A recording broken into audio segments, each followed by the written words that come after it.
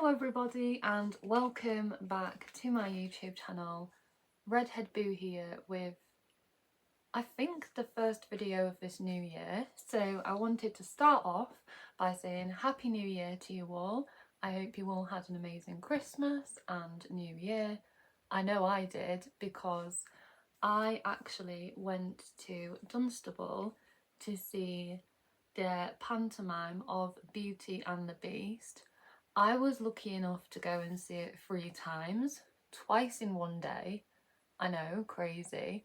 I absolutely loved the show, and because I went last year as well and I did a pantomime review, I thought that I could do it again and review the show because it was honestly so incredible, and I've just got so much to talk about for the show while I can still remember exactly what happened. So yeah, I just want to get started. So because I've got a few topics to talk about, it will be in the style of a vlog. So I just want to start by saying I hope you all enjoy, and let's get started. I loved the cast of this year's show. I just thought they were all absolutely fantastic. So I'm going to give like my thoughts on each individual cast member involved in the show. So the first being the big star of this show, and it was Joe Swash, who played Philippe Flop, or Flip Flop as we all called him. He was so funny. Like, out of all of the characters, I think I found him the funniest. I've always loved Joe Swash, like, on TV, and I've always wanted to try and see him, and I never thought I would. And then when he got announced as being in this year's panto, I was like, I have to go and I have to see him. And honestly, he was incredible. Like, the amount of gags to do with like EastEnders and other cast members taking the mickey, no pun intended there, of his accent and things was just hilarious. I absolutely loved Joe and his character. The next one, mainly being the reason for me going as much as I did, was because Jamie made his return to Panto as he always does, and I always love seeing Jamie work at Panto or any other time I get to see him, and he definitely did not disappoint as always. His singing was sensational. His beast portrayal of that character was spot on. He nailed it. I mean, I knew his beast was going to be iconic, but I didn't think it would be as iconic as it was. I love what they did with like the echo of his voice, and it just made it a bit more, not sinister, but I think it added to that character. And I honestly loved his version of the Beast so much. We didn't get to see a lot of him as the prince because obviously at the start the prince is not very nice. He's a bit vain and like always thinks he's the most beautiful person in the world. And like, I liked his version of the prince, and you just didn't really get to see much of him as the prince, but I guess it is mainly about the Beast. So in a way I did prefer his version of the Beast than I did the prince.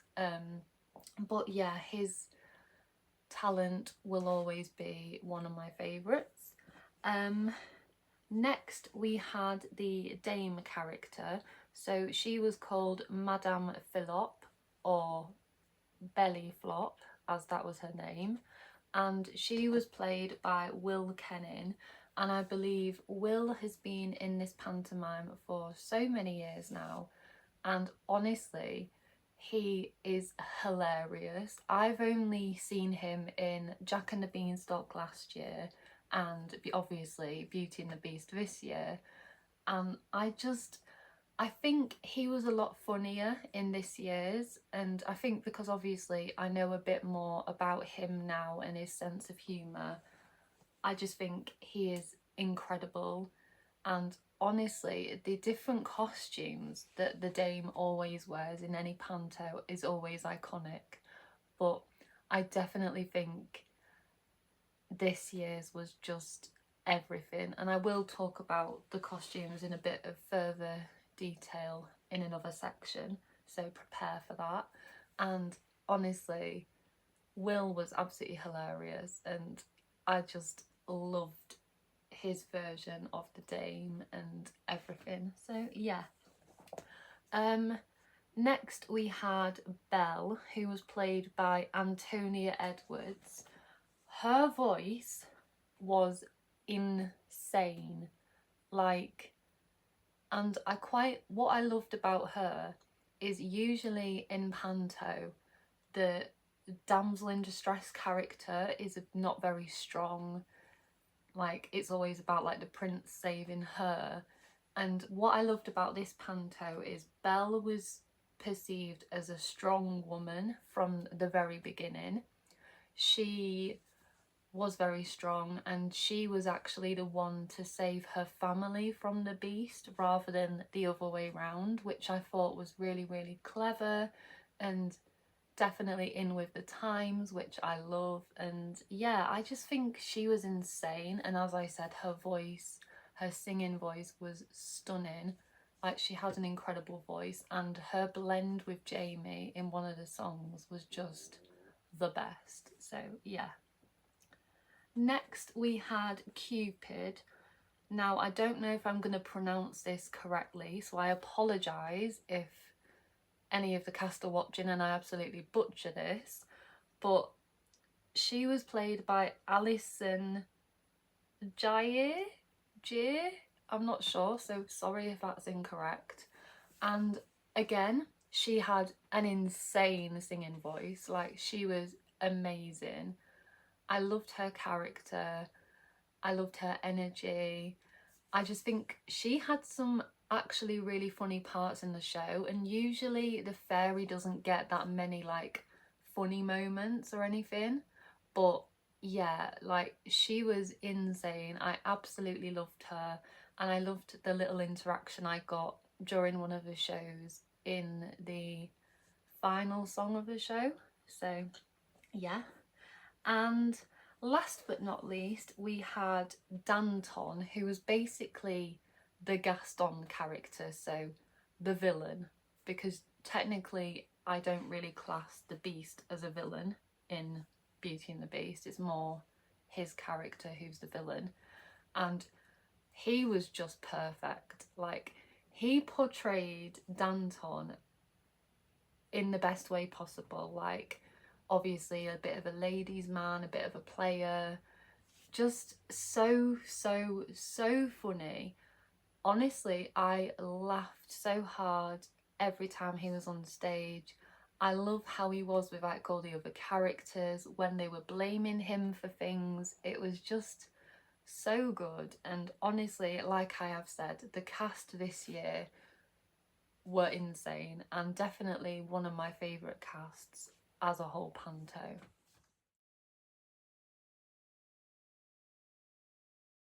So, costumes for this panto, I think, so I'm going to start with Will's, because obviously, like I said, the Dame has so many iconic costumes in a pantomime.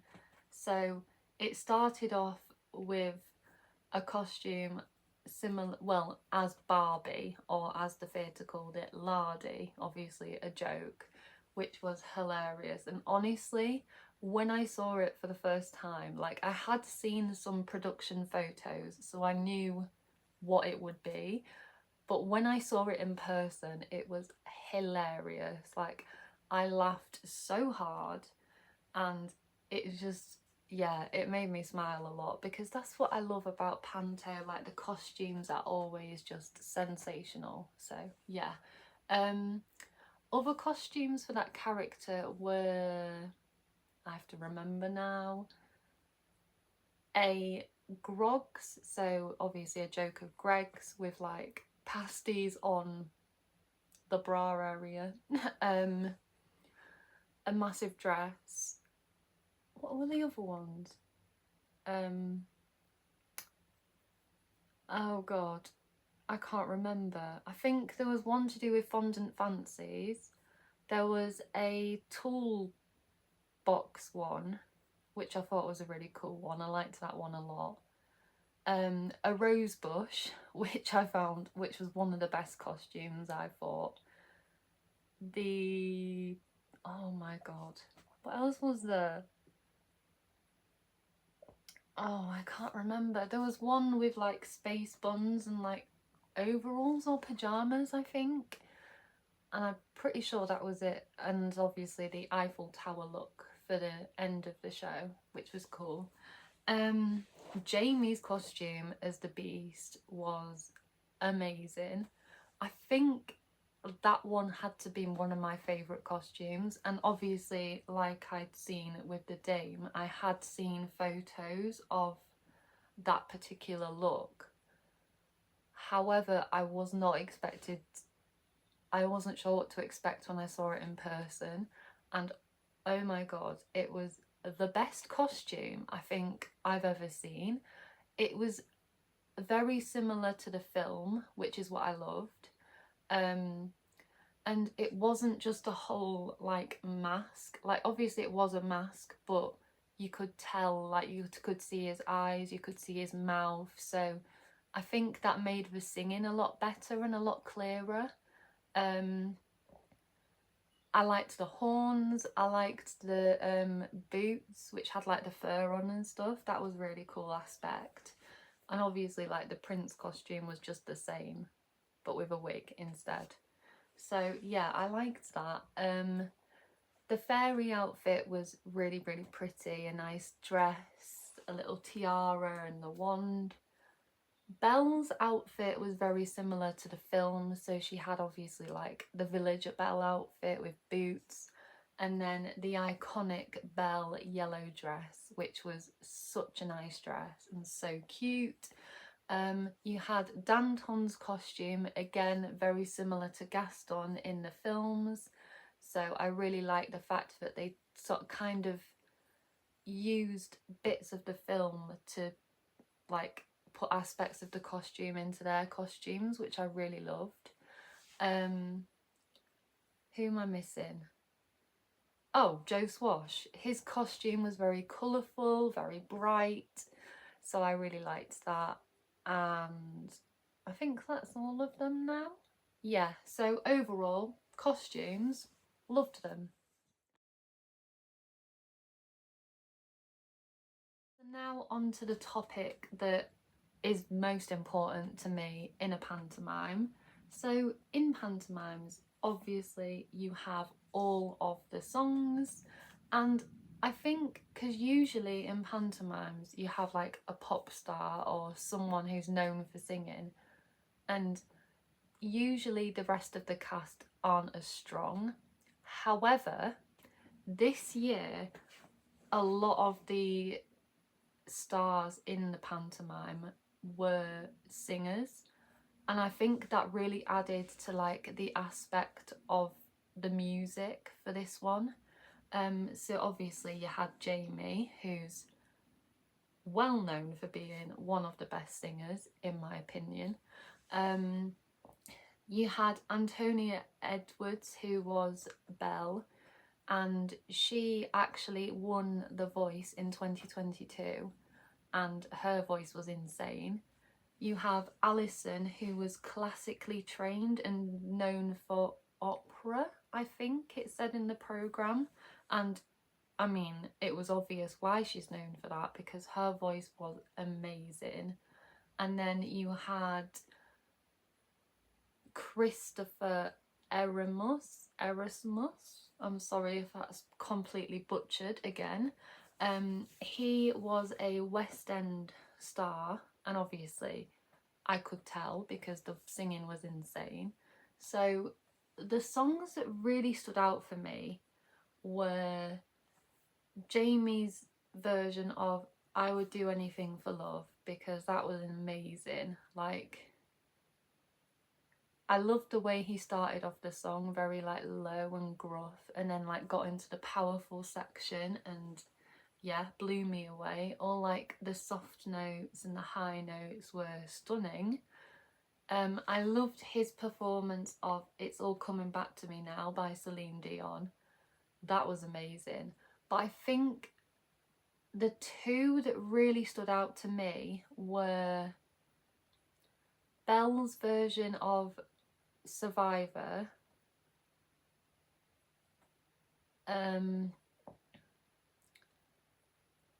You Will Be Found with the fairy Belle and the Beast, and the song which was, oh, what was it called? As Long As You're Mine from Wicked, between Belle and the Beast. And I think that song for me in particular was the best because, as I have said, the blend of Jamie and Antonia's voices in that song in particular were just beautiful. Like the harmonies and the togetherness, it was just incredible. Like there was so many incredible songs in this panto. And of course I've got to give a special mention to the song right at the end of the show, which was Living on a Prayer by Bon Jovi. That as a way to end the whole pantomime was just so fun, like getting the audience to stand up, clap along, sing along. It just made me feel really happy, and every time it was getting to the end of the show I was getting excited to do that all over again. And yeah, I loved it, and I thought it was the ideal way to finish. So great job Panto for thinking of that, because it always got me in a really energetic mood. It made me smile, and yeah, it was brilliant.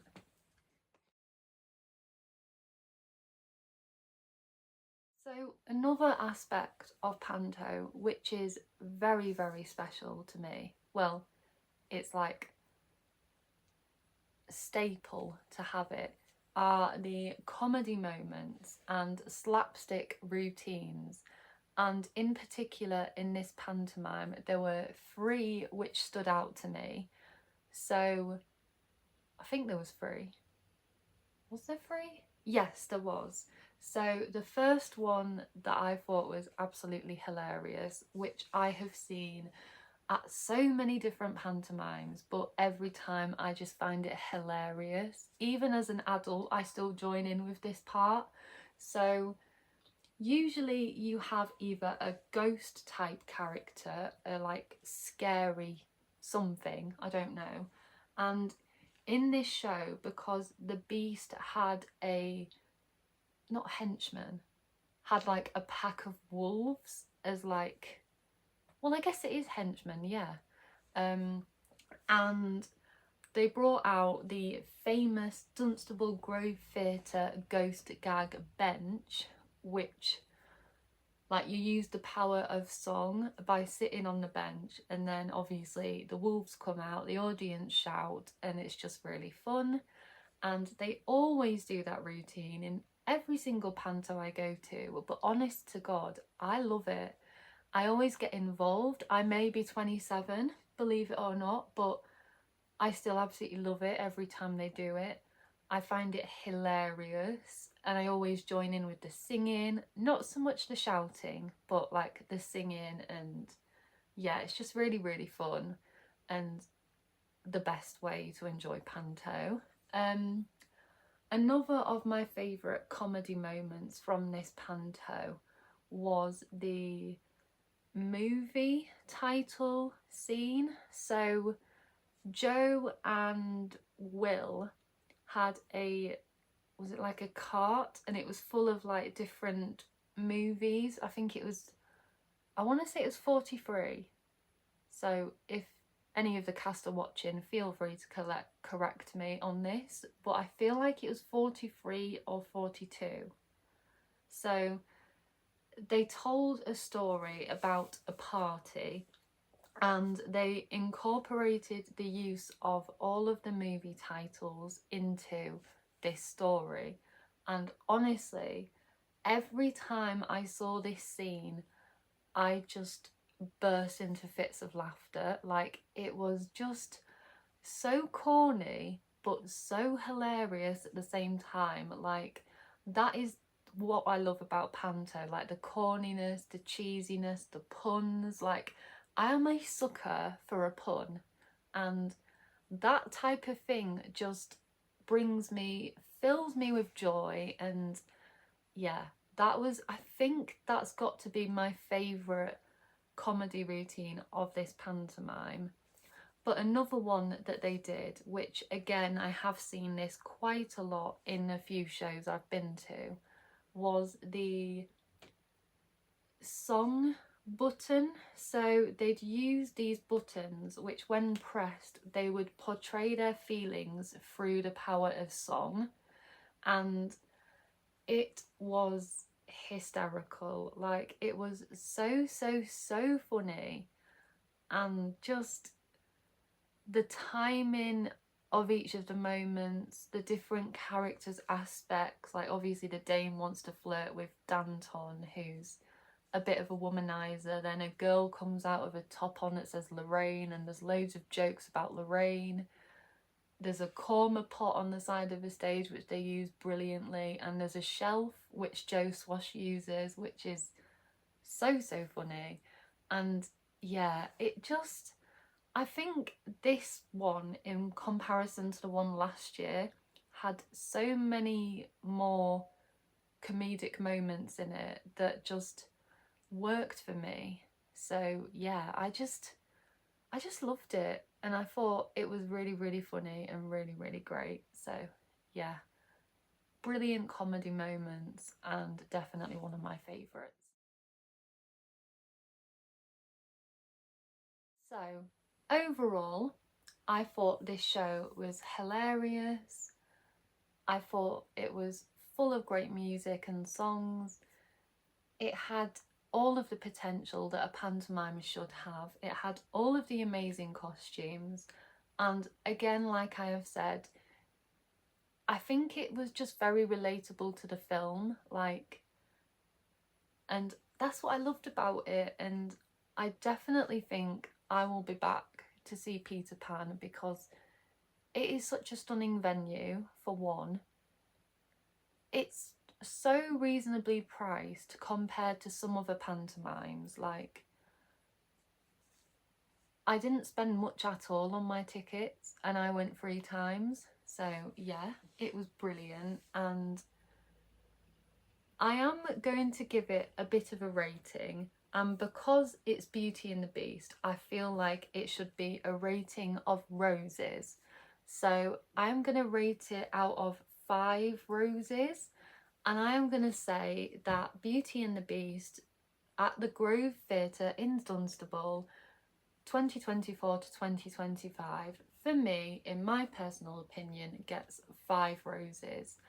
I absolutely loved it, and yeah, I just love the venue. I love the staff. Everyone's so friendly, and yeah, it was a brilliant show, and I highly recommend people travel and go and see it, because, well, not, we can't see it anymore because it's finished, but go and see the pantomimes at that theatre, because they are honestly the best. So yeah, that was today's video from me. I really hope you all enjoyed it. If you did, please do not forget to like, comment and subscribe. Turn on the bell and you'll be notified every time I upload. But for now, this is Redhead Boo signing off. Bye!